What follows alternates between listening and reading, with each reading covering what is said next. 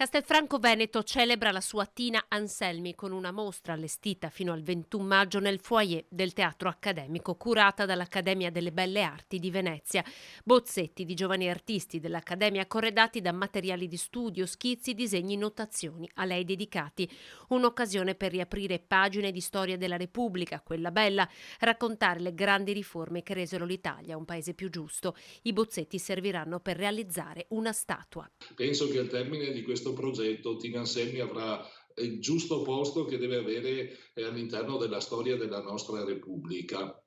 È stata prima in tante cose, prima donna ministro, è stata prima nella ricerca del superare le diseguaglianze di genere, ha rivoluzionato il sistema sanitario. 3 generazioni di differenza, tante ne passano tra Tina Anselmi e gli studenti che hanno realizzato i bozzetti. Forte il legame tra Tina Anselmi e Castelfranco, la statua sarà collocata nella centrale piazza Guidolin. Bisogna lavorare sempre durante tutto l'anno per riportare testimonianze dirette e indirette e promuovere quei valori che oggi insomma ci fanno vivere bene. Ma come diceva Tina, nessuna vittoria è irreversibile e quindi bisogna che in qualche modo i ragazzi sappiano che lo status quo per mantenerlo bisogna coltivarlo, bisogna che i ragazzi sappiano, abbiano consapevolezza, come diceva lei, che ognuno deve dare il proprio contributo. Quindi la partecipazione, il coinvolgimento delle scuole è fondamentale,